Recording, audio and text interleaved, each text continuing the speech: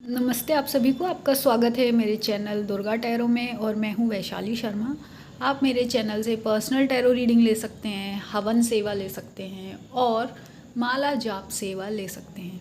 हवन और माला जाप बहुत अलग अलग प्रकार के होते हैं, तो आप वो खुद इंक्वायरी कर कर पता कर सकते हैं, ठीक है। और जैसा कि मालूम है आपको, अभी सावन महीना चल रहा है, तो सावन हवन चल रहे हैं, तो वो चलेंगे। जैसे सबसे बड़ा ऑफ़र चल रहा है शिवजी 1000 नाम हवन, ठीक है, तो वो आप ले सकते हैं। रुद्राक्ष माला जाप चल रही हैं, तो इस दौरान अगर आप लेंगे तो वो आपको बहुत ज़्यादा प्रोटेक्शन और पॉजिटिविटी देगा।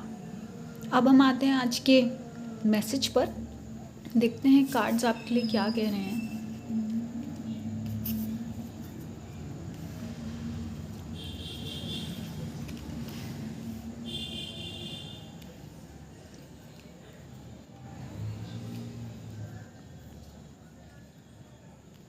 तो यहाँ क्या है, आप किसी चीज़ से बाहर निकलने की कोशिश कर रहे हैं, या आप अपने कुछ काम को लेकर बहुत ज़्यादा एफ़र्ट्स लगा रहे हैं, ठीक है। काम है, सिचुएशन है, या कोई ऐसा रिलेशनशिप है। यहाँ बेसिकली रिलेशनशिप की तो कोई ऐसी एनर्जी नहीं दिख रही है। यहाँ जो आपका काम है उससे रिलेटेड दिख रहा है, ठीक है। आप काफ़ी फोकस्ड हैं इसी एक चीज़ में, और यहाँ क्लियरली दिख रहा है आप बहुत ज़्यादा ही घूम रहे हैं इसी काम को लेकर, या इसी चीज़ में उलझे हुए हैं, ठीक है। बार बार उसी चीज़ के बारे में सोचते रहते हो कि क्या।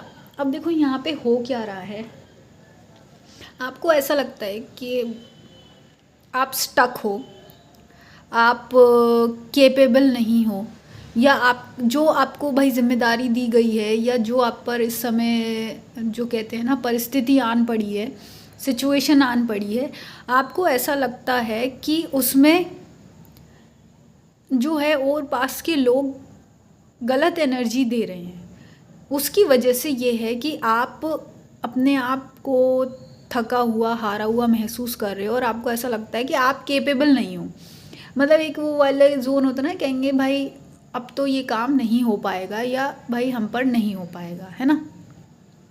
तो अगर ऐसी सिचुएशन में है, तो यहाँ से अब देखो आपको ये समझना है कि आपका जो एक फ़्लो बना हुआ है, वो फ़्लो बनाकर रखना ज़रूरी है, ठीक है। अब देखो पहली बात आप यहाँ ये समझो, भले ही आप थके हुए, हारे हुए हो, ठीक है, आप परेशान हैं यहाँ पे, या आपको ऐसा लगता है आप पर भाई चीज़ें बहुत ज़्यादा बर्डन वाली हो गई हैं, लेकिन आपको ये समझना होगा कि अगर आप यहाँ तक पहुँचे हैं तो बहुत लंबा सफ़र तय कर कर पहुँचे हो, है ना।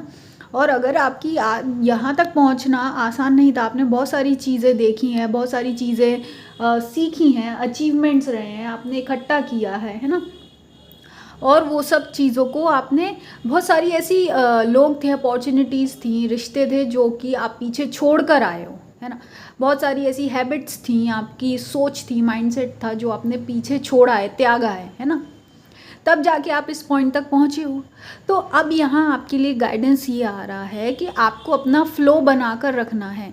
हो सकता है इस समय आपकी शायद जर्नी डिफ़िकल्ट है, आपका सफ़र कठिन है, या आपकी जो एक ग्रोथ है या आपका काम है वो स्लो हो गया है, धीरे धीरे काम चल रहा है, या आप पर इतना बर्डन है कि आप उतना ज़्यादा प्रोडक्टिव नहीं हो पा रहे हो। एक टाइम था कि जैसे लोग बोलते ना, हम तो भाई इतना काम कर लेते थे एक दिन में 100 लोगों के बराबर, मतलब ऐसा कहते हैं लोग के 20 लोगों का खाना बना लेते थे घर में, 18 घंटे काम किया है ना।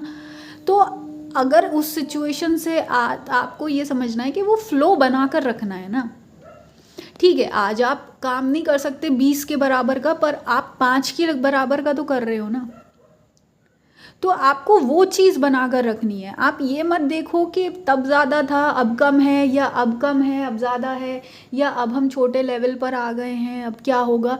ये सब चीज़ें शायद आपको डिसअपॉइंट कर रही हैं, अंदर ही अंदर खा रही हैं, है ना। तो अगर आप इस माइंडसेट में रहोगे तो ये चीज़ आपको कहते हैं ना एक सिकनेस ही पैदा करेगी, मेंटल सिकनेस, फिजिकल सिकनेस। कहीं ना कहीं आप अपने अंदर स्ट्रेस भरते जाओगे तो वो कहीं ना कहीं तो दिखेगा, है ना। थकान में दिखेगा, आपकी फिजिकल हेल्थ में दिखेगा, या फ्रस्ट्रेशन में दिखेगा। तो आपको यहाँ गाइडेंस ये है कि भले ही आपके पास इस समय कैपेबिलिटी कम हो, सुविधा कम है, या आप कमज़ोर हो गए हैं पहले से, पर फिर भी आपको निरंतर अपना काम करते चलना है, आगे बढ़ते चलना है। अब ये तो हो गए काम की बात, लेकिन यहाँ पे क्या है, आपको थोड़ा सा अपने माइंडसेट पर भी ध्यान देना है। आपको देखो, वही बात है, ग्रेटिट्यूड में रहना है। यहाँ वही है, आपको हार्ट ब्रेक वाली सिचुएशन है कि देखो मेन बात वही है, आपने सोचा कुछ था, आप वहाँ नहीं पहुँच पा रहे हो, क्योंकि देखो आप हमेशा से इतने हाई कैलिबर वाले इंसान रहे हो जिसने इतना कुछ किया है, ठीक है। तो अब क्या है, आपकी भी खुद से एक्सपेक्टेशन कुछ ज़्यादा है, ठीक है। आपने भी अपने लिए कुछ सोचा था, कुछ सपने होते हैं इंसान के, हर कोई एक विजन देखता है कि हाँ भाई हम 5 साल बाद इधर सोच रहे हैं, 10 साल बाद यहाँ सोच रहे हैं, वहाँ सोच रहे हैं, है ना। तो ऐसी कुछ सिचुएशन में आप थे, लेकिन अब क्या है, वो चीज़ जो आपने एक अपने लिए ड्रीम देखा था, उससे वो चीज़ से आपको, आप उस लेवल पर नहीं हो, उससे थोड़ा सा कहते हैं ना, आपका भाई पोटेंशियल भी कम हो गया है। अभी आपकी भाई थकान इतनी है, आप चाहते हो ज़्यादा काम करना, ज़्यादा अपने एफ़र्ट्स लगाना, पर आप लगा नहीं पा रहे हो ज़्यादा एफ़र्ट्स, है ना। आप अपने ड्रीम के लिए ज़्यादा कुछ कर नहीं पा रहे हो। तो इसलिए क्या है, आप कहीं ना कहीं अपने आप से ही नाराज़गी पाले बैठे हो, अपने दिल पर आपको बर्डन है, कुछ अच्छा नहीं लगता, सब कुछ कहते हैं ना नीरस लगता है, फीका फीका लगता है कि अरे यार क्या ही ज़िंदगी हो गई है, क्या फ़ायदा, वही रोज़ का डर रहा, कुछ नहीं हो सकता, कितना भी कर लो, भगवान तो हमारी सुनता ही नहीं है ना। अगर इस टाइप की आप सिचुएशन में हो, तो यहाँ आपको बोल रहे हैं भगवान जी, आप जिसको भी मानते हो, खासकर अभी सावन महीना चल रहा है, तो महादेव आपको यही बोल रहे हैं कि इस समय आपको ग्रेटिट्यूड पर फोकस करने की ज़रूरत है, ठीक है। ग्रेटिट्यूड भाई ठीक है, आपकी बाहर की सिचुएशन शायद इतनी वो नहीं है, आपने अपने कुछ और सोचा था पर हो कुछ गया, आप कहीं और निकलना चाहते थे, पहुंच कहीं और गए, है ना। लेकिन आप अपने लिए तो ग्रेटिट्यूड रखिए भाई। देखो लाइफ में कोई आपके साथ हो या ना हो, पर इंसान के साथ उसका खुद आप सबसे पहले हो ना। आपका जो रिश्ता है आपसे खुद होता है ना। जब आप पॉजिटिव सोचोगे तभी आप अपनी लाइफ में कुछ कर पाओगे, आप अपने लिए गोल सेट करोगे तभी आप उसके लिए काम कर पाओगे, है ना।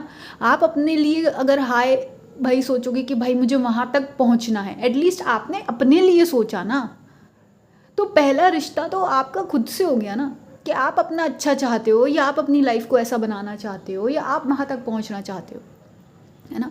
तो यहाँ महादेव ये कह रहे हैं कि इस समय आपको खुद के लिए, अपने आप के लिए एक पॉजिटिव एटीट्यूड रखना है, अपने शरीर के लिए, अपने माइंड के लिए, अपने अंदर की जो आपकी विल पावर है उसके लिए ग्रेटिट्यूड रखो। और जो पिछला आपके 10 साल थे, 20 साल थे, 30 साल थे, 40 साल थे, जितने भी साल से आप, या जितने भी महीने से, जितना भी लंबा आपका सफ़र रहा है, आप कंटिन्यूसली काम करते जा रहे हो, अपनी ज़िंदगी को चला रहे हो, उसकी रिस्पेक्ट करो, अपने टाइम की रिस्पेक्ट करो, उसके लिए ग्रेटिट्यूड रखो कि हाँ भाई इतने लंबे समय से हमने सब कुछ संभाल कर रखा है, फाइनली हम यहाँ तक पहुँच गए, धीरे धीरे भाई हम आगे बढ़ रहे हैं, है ना। हमने भी ठीक है, ज़्यादा नहीं तो बहुत कुछ तो किया है, उतना नहीं किया जितना सोचा था, पर लेकिन उसका 80% तो किया है, 70% तो किया है। और आखिर हमने हमारी ज़िंदगी को खुद ही चलाया है, कोई और तो आगे आपकी लाइफ चलाता नहीं है, कोई और आपके लिए थोड़ी ना कुछ करता है, और कोई आपके लिए क्या कर जाएगा, कितना कर जाएगा। एट द एंड जब तक आप नहीं चाहोगे भाई, हाथ पैर तो आप हिलाओगे ना, आप अपने लिए प्लान बनाओगे, आप अपने लिए थॉट्स रखोगे, आप अपने लिए एक विजन रखोगे, उसके हिसाब से आप करते हो, डेली उठ के अपने आप खुद काम पर जाते हो, अपने आप को पुश करते हो, है ना। अपनी चॉइसेस खुद बना रहे हो कि हाँ भाई अब आगे ये करना है, वो करना है, तो उस चीज़ के लिए आपको ग्रेटिट्यूड रखना है, नए नज़रिए से अपने आप को देखना है ना। दुनिया तो देखो भाई, दुनिया तो चलती रहेगी, दुनिया किसी के लिए नहीं रुकती, किसी के लिए नहीं ठहरती। और जिन लोगों को से आपको बहुत लगाव है, जिनसे आपके अच्छे रिश्ते थे, अच्छी दोस्ती थी, ठीक है आज भी होगी अच्छी दोस्ती, पर वो आपको कितना टाइम देंगे, अपने लाइफ का कितना पार्ट दे देंगे। सबकी अपनी पर्सनल फैमिली होती है, पर्सनल काम होता है ना। आप किसी से भाई 2 घंटा बात कर लोगे, 3 घंटा बात कर लोगे, या किसी गेट टुगेदर में मिल गए, शादी ब्याह पार्टी में मिल गए, फिर उसके बाद वो अपने रास्ते, आप अपने रास्ते। लेकिन कौन था जो हमेशा आपके साथ था? आपका मन, आपकी मेंटलिटी, आपका माइंडसेट। तो आपको खुद को देखना है नए नज़रिए से। सेल्फ लव करिए, सेल्फ रिस्पेक्ट करिए। अब देखो, इसका मतलब ये नहीं है कि आप भाई अहंकार में आ जाओ, दुनिया को बस ऐसे दिखाओ, अरे तुमने तो कुछ नहीं किया है, अरे ये है वो नहीं। एक रिस्पेक्ट की बात हो रही है। खुद की रिस्पेक्ट करो, अपने और पास के लोगों की रिस्पेक्ट करो, अपनी फैमिली की रिस्पेक्ट करो, दूसरों के टाइम की रिस्पेक्ट करो, रिलेशनशिप्स की रिस्पेक्ट करो, है ना। और फिर आप देखोगे कि जो आपकी ये थकान है वो धीरे धीरे आपकी स्ट्रेंथ बन जाएगी और आप अपने लाइफ में इस पोजीशन पे जल्द ही पहुँच जाएंगे। क्योंकि आपको ये समझना है कि एम्परर का मतलब सिर्फ फाइनेंशियल एम्परर नहीं होता है, या बहुत बड़ा एक साम्राज्य होने का मतलब ही एम्परर नहीं है। एम्परर का मतलब ये है कि जो भी भगवान ने, ईश्वर ने आपको छोटी बड़ी जिम्मेदारी दी थी, उसको आपने बखूबी निभाया, उस पर आपका फुल कंट्रोल था, उस पर आपका सही डिसीजन था, उसमें आप फ्लेक्सिबल थे। जब विपत्ति आई तब भी आपने चीज़ों को बहुत ही समझदारी से संभाला, है ना भाई। अपन यहाँ आए हैं पूरी दुनिया चलाने थोड़ी ना आए हैं।